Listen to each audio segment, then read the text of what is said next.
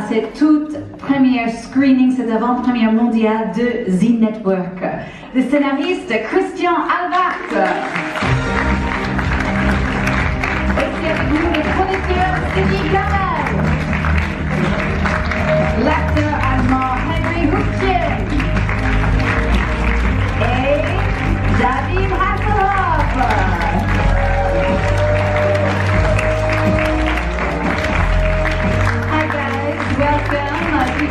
Thank you so much for being here with us. We're so thrilled to have you with us. We're going to do the Q&A at the end of the screening. Right now, je vous invite tous à découvrir les 2 premiers épisodes de The Network. Juste avant, peut-être une petite photo. Est-ce que tu veux qu'il s'approche un peu? Tiens. Can you guys come forward, please?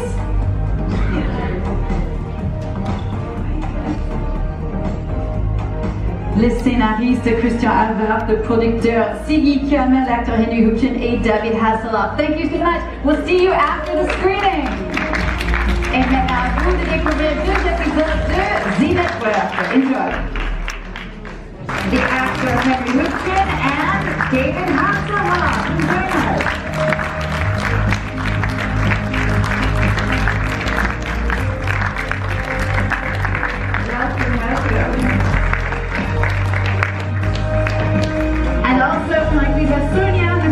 Translating help for us. Merci, Sonia.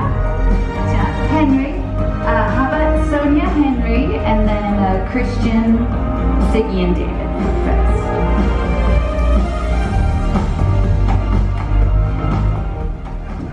Okay, guys, so how did it feel to watch it? Ça vous a fait quoi de voir ça pour la première fois? Siggy?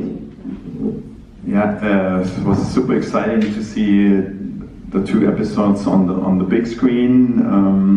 Of course, I've seen it a couple of times already, but it's been, for me, it's been very entertaining. I had a lot of laughs, and I think especially Henry and David did a fantastic job. Donc ce qui dit en fait, oui c'était chouette de pouvoir le voir sur un grand écran. Moi je l'ai déjà pu voir les épisodes avant bien sûr, mais pour moi c'était chouette de le voir. On a beaucoup rigolé et je crois que et Henry et David ils se sont vraiment travaillés comme ce qu'il fallait. And Christian, just tell us a bit more about the origin of this project. Like how did it all happen? How did it get started? I was shooting another show and Ziggy was really interested in general on working with David. He's a big star in Germany, that was no joke. And funny enough, at the same time, independent from that whole development, David had seen a show that I did called Dogs of Berlin and really wanted to talk to me about it and figure out if he could maybe possibly be in Dogs of Berlin or in something else. And when I talked to him about where he's at and how he's been, this idea popped into my head of him going to a theater play with Henry together. I don't know where it came from, but it was basically during that phone call. And I think like 2-3 months later, I had the whole pitch and I flew to David to London, who was on a play right then. He did the 9 to 5, I guess it's called. And I saw him play and perform and pitched the whole show, and David was a little scared. But he trusted me enough to develop it and then finally agreed to do it. Yeah.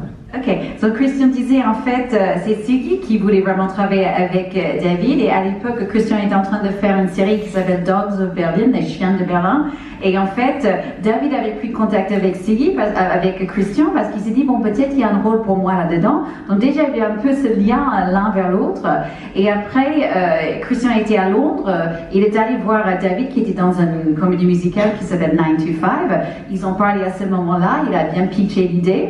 Et après, quelques mois après, ils ont commencé. Et Christian disait, il avait un peu peur au début, mais après, il était ravi que David a pu le faire.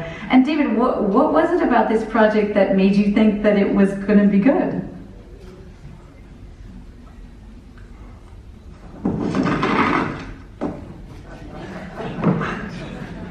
He's still having doubts.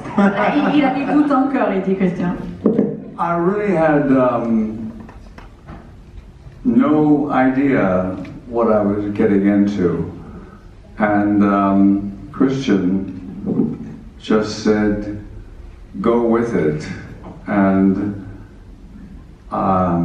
just give in. And so I did. And Hasselhoffs are known to kind of do what's in front of you, like the talking car or Baywatch or a commercial. And I had a vision to call Germany because of Surreal Entertainment doing a show called Dogs of Berlin. And Siggy had a vision that he should use David Hasselhoff. So it was a bit prophetic in a strange way. But let me ask the audience, did you like it? Yeah. Ça vous a plu, c'était la question. Because this is the very first time that we've ever had an audience. And are you interested in this? Vous voulez voir la suite? Well, Christian wrote it and shot it. And Christian l'a écrit, he directed it il a réalisé, and he shot it. et c'est lui qui l'a filmé. So it was very difficult for me because I had a bad knee. C'était difficile pour moi parce que j'avais un genou qui était un peu cassé. But it was really, I trusted them, specifically Siggy, because Siggy came into my room and said, "It's good." Like he was surprised. Donc il dit, je leur ai fait confiance, surtout Siggy, parce que Siggy est venu vers moi, il a dit, c'est bien, comme s'il était surpris que c'était bien.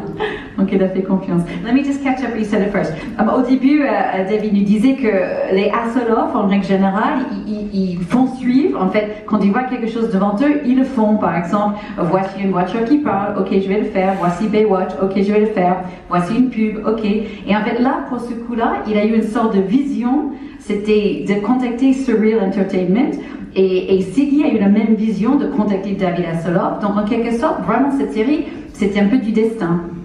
Sorry, do you want to add something? Yeah, Christian said to me that he had hired Henry Hoopchen, and he doesn't speak a lot of English. Donc à ce Christian m'a dit, et j'ai également embauché Henry Hoopchen qui parle pas beaucoup l'anglais. But we get along really very well. Mais on s'entend très bien. And I didn't need the English because he spoke German to me, because I had a translator that would tell me what he was doing. Voilà, donc j'avais pas besoin d'anglais parce qu'en fait Henry était avec un traducteur qui me disait plus ou moins toujours ce qu'il faisait. But it was difficult. It was difficult? Oui, c'était difficile. Why? Was it hard for you, Henry? C'était difficile pour vous? Prenez le micro, the microphone, please. Yes, it was very hard with you. Très dur, vous avez compris. Nein, eigentlich war es dann ganz einfach. Wir haben uns eben nicht verstanden. David spricht Englisch, ich spreche Deutsch. David kann kein Deutsch, mein Englisch ist sehr schlecht. Aber das war kein Hindernis. Und der Zauberer, Christian Albert, hat uns zusammengezaubert sozusagen. Sani? En fait, c'était facile. On ne s'est pas compris. En fait, David parle anglais, moi je parle allemand. David ne comprend pas l'allemand et moi je ne comprends pas l'anglais. Mon anglais est très mauvais. Donc en fait, on n'avait pas vraiment d'obstacle, mais on a eu un magicien et c'est Christian qui nous a réunis. Just wanna add one thing. Like the first encounter of the two of them was just one day before we went into actual production. Ah oui, la première fois en fait qu'ils se sont rencontrés, c'était un jour avant qu'ils ont commencé à tourner. And it was in Poland, and it was very hard to find a decent hotel for them. So we we gave him this old castle, which was turned into a 5-star hotel, and we met into this dungeon-like restaurant, and we were all very curious how this meeting would go. And then David came in, or Henry came in, and David was already waiting there. And then David said, "I'm David Hasselhoff, but I don't speak German, but I can sing in German." And he sang a song in German. And then Henry said, "Well, and I don't speak English, but I can sing a song in Polish." And he sang a song in Polish, and ever since then they were best friends without understanding each other. Voilà, donc ce qui lui raconte l'histoire en fait. Donc ils se sont rencontrés la veille de leur premier jour de tournage, ils étaient en Pologne, ils avaient du mal à trouver un bon hôtel, donc ils ont trouvé une sorte de vieux château où ils ont en fait mis les deux acteurs. Et dans ce château, il y avait un restaurant un peu tout dans le sous-sol.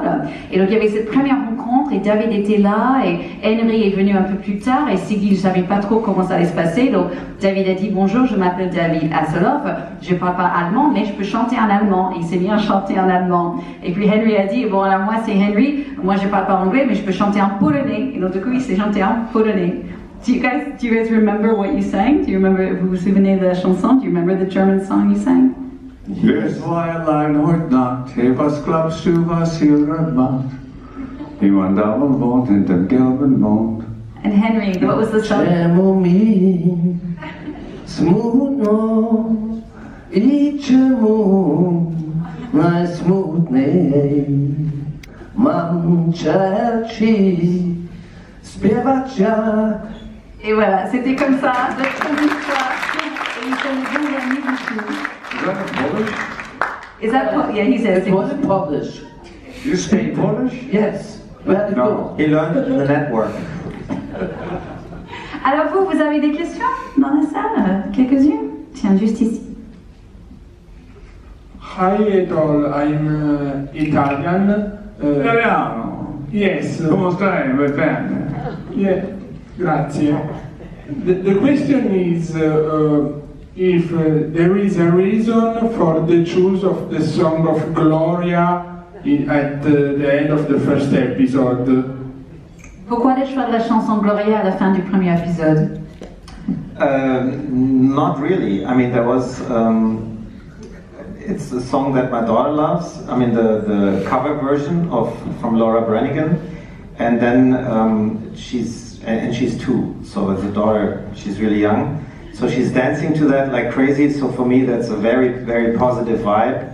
And then there was this weird juxtaposition when, I don't know if you know this story, but in the insurrection in the US on January 6th, when the Trump family was celebrating that they won the election, they danced to Gloria.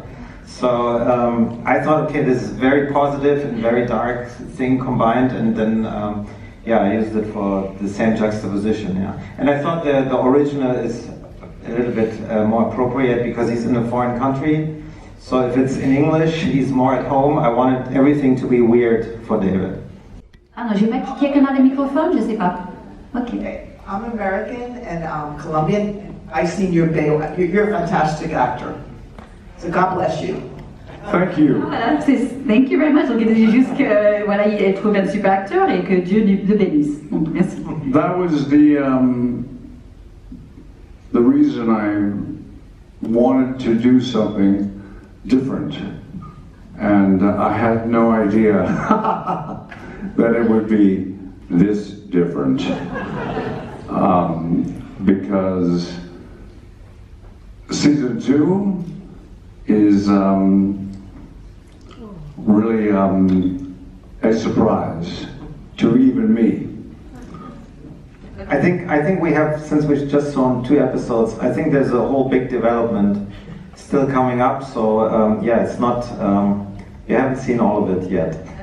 Voilà, donc Christian disait, bon ça c'est vraiment le début, en fait ça va vachement développer et vachement changer, et David a dit c'est pour ça la raison pour laquelle il voulait faire cette série, il voulait faire quelque chose de différent, mais il ne savait pas que ça allait être si différent que ça, et si on poursuit à la 2e saison, ça va être vraiment quelque chose de différent. Ici, une autre question?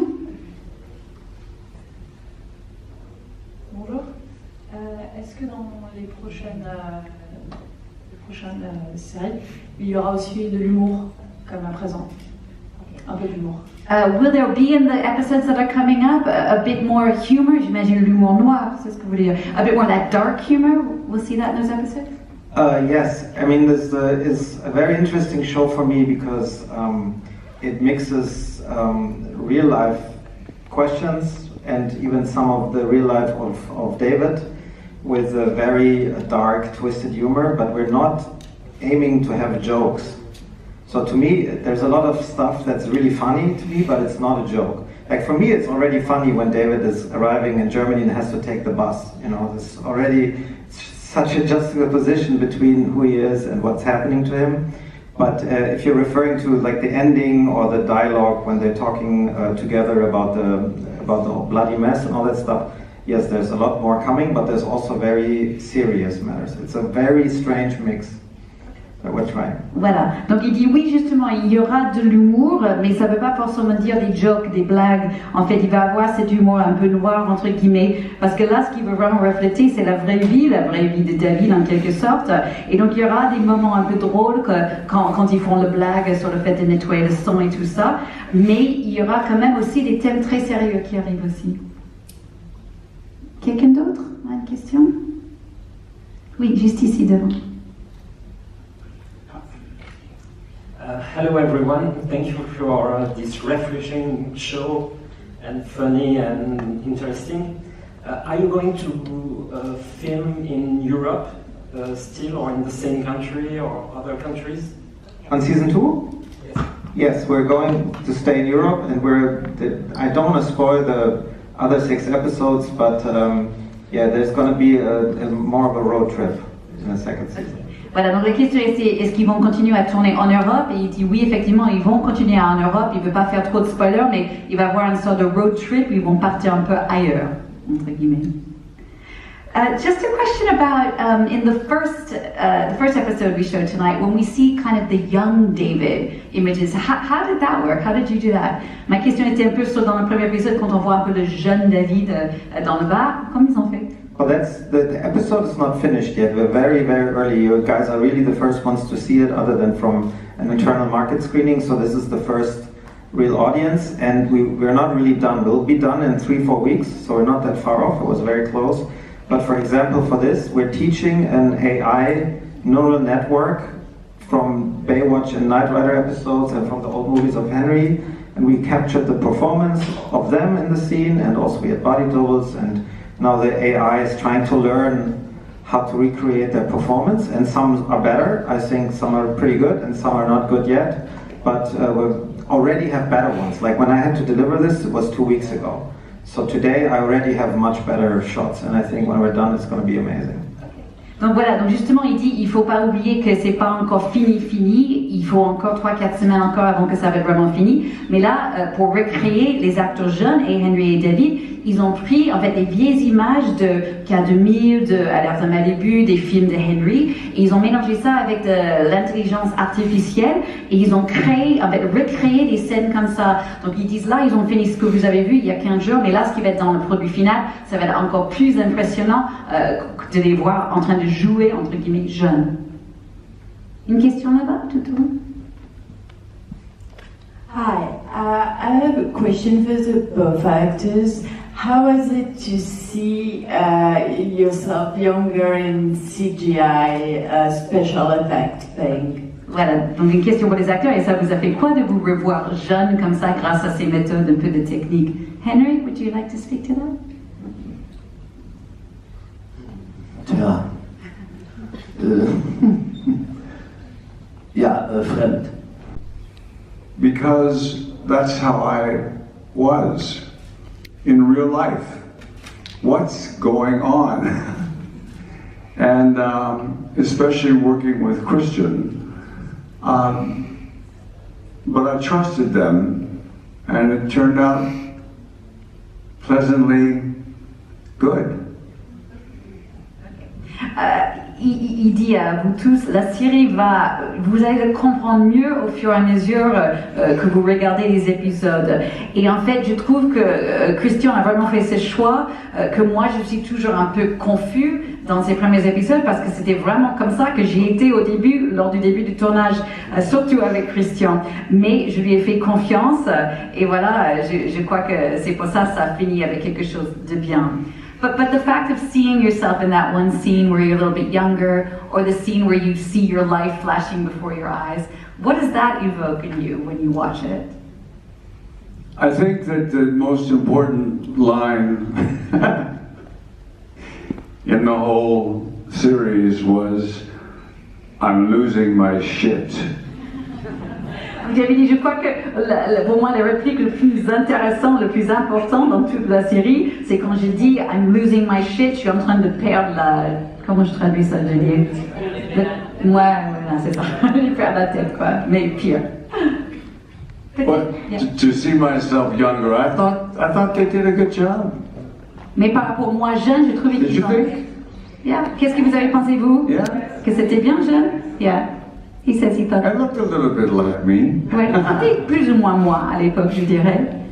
Je vois une autre question ici. I have a question for David. What's your real phone ring in your life?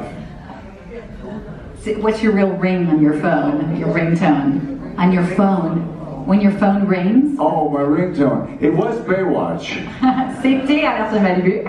But I changed it. Ouais, mais je l'ai changé. Because there was a gentleman from the UK who was an actor and a singer. Haley, what was his name? Remember we were in Switzerland and some people stand in the dark comes on my phone. And I have great stories about the ringtone of Knight Rider, the wrong ringtone. So I have My Girl on my ringtone. My girl, talking about my girl. Ben voilà. Donc en fait, dans le temps, il avait vraiment la bande-annonce la bande originale d'Alerte Malibu qui était sur son téléphone. Mais il était en Suisse. Ils ont rencontré un chanteur et un acteur britannique. Il n'a pas raconté la fin de l'histoire, mais pour une raison X, Y ou Z, il a plus ça sur son téléphone. Mais maintenant, il a la chanson de My Girl. And why did the British actor singer make you want to change the ringtone? Because he put it on social media. Ah, parce qu'il a posté sur les réseaux sociaux. Voilà. Une autre question ici? Ici? Voilà, juste devant. Je ne sais pas qui a le microphone. Ah, pardon, excusez-moi. Là et puis là. Ok. Good evening. Thank you very much for what we've seen. It's very interesting, I thought. Very unusual. And at the same time, it deals with something that we don't often see on screen, which is when a popular actor like this, and the way he's been seen by the industry, by a certain part of the industry, there are some very harsh things that we hear. There are jokes here, but there is some very harsh statements about your career and the popular side of it. Did that ring something true to you? Did you ever have to deal with those kind of things? And did you feel that yourself were sometimes ostracized because of who you were and the public commercial success you've had? And is this some kind of therapy somehow? Voilà, j'ai fait la question d'abord. Donc la question c'est que en fait c'est rare qu'on voit ce genre de truc où un acteur joue lui-même comme ça avec le statut et le côté pop culture qu'il a à David, et avec quand même des blagues qui sont assez dures, des critiques assez dures quand même un peu sur sa carrière et son passé. Il a dit est-ce que c'est vrai, ça lui est déjà arrivé dans sa vie, est-ce qu'il s'est senti déjà mis à l'écart, et est-ce que c'est une sorte de thérapie pour lui cette série? The best thing about playing David Hasselhoff was not playing David Hasselhoff. I am an actor in Baywatch. I'm an actor as Mitch. I am an actor in 4000, in Knight Rider. And I wanted to be taken seriously as an actor. And they gave me this opportunity. And I took it. I have no idea why. But I took it, and turned out okay, I think. I mean, certainly in writing it, I wanted to speak to those points, absolutely, because I had this, I mean, when I was 15, 16 years old, I was watching Knight Rider along with everybody else, and we all know that Baywatch is still the most successful show of the last century and always will be, and for me it was interesting to meet David now in these new circumstances and a little bit older and in this point where his career is. And I think it's interesting how we treat, especially in Hollywood where it also worked, how we treat the stars that aren't the ones of tomorrow. You know, everybody's always looking for the star from tomorrow. And as soon as someone is at a certain age, it gets more and more difficult. And especially if someone is such a big star as David and had a very public life with its ups and downs, people become very attached to singular anecdotes. Like they forget everybody else, and they basically have spotlights on 3-4 anecdotes that are existing. And every human being is so much more than that. So that was certainly based on the first few conversations I had with David. A lot of that ended up in the dialogue and in the conversations and situations, absolutely. But David is right, it is absolutely condensed and fictionalized. It's not a one-on-one, this happened and then this happened. You know, it's very much, I took the essence of that, but also from other situations that I've witnessed in LA. And yeah, it's very much like that. I mean, some industry insiders have seen it and they're laughing the hardest because they recognize themselves. Donc Christian disait, voilà, quand il avait 15 ans, lui aussi était fan de David dans le cas 2000 et tout ça. Il a dit c'était intéressant quand il a commencé à rencontrer David, à discuter avec David, de voir que comment Hollywood peut être dur avec les acteurs qui sont pas de demain, les acteurs qui sont un peu plus vieux. Et donc souvent il réduit les acteurs comme David à 2-3 anecdotes au lieu de s'en souvenir qu'en fait c'est des vrais êtres humains qui ont vraiment des vraies vies. Donc voilà, bien sûr c'est pas la vérité ce qu'on voit dans la série, mais quand même Christian dit il s'est beaucoup inspiré des conversations qu'il a eues avec David et ce que David a vécu. Et David dit aussi qu'il ne faut pas oublier que quand il jouait dans K2000 ou dans Alerte Malibu, il était un acteur et il jouait des rôles. Et en fait, c'est pas le rôle de David Hasselhoff. En fait, lui aussi, c'est un homme qui veut être un acteur et qui veut être pris au sérieux. Et c'est pour ça qu'il est ravi qu'il a pu avoir cette opportunité de faire The Network. Et il trouve que c'est très bon. Et voilà, on va arrêter là. Thank you so much to all of you. Thank you very much. Merci beaucoup.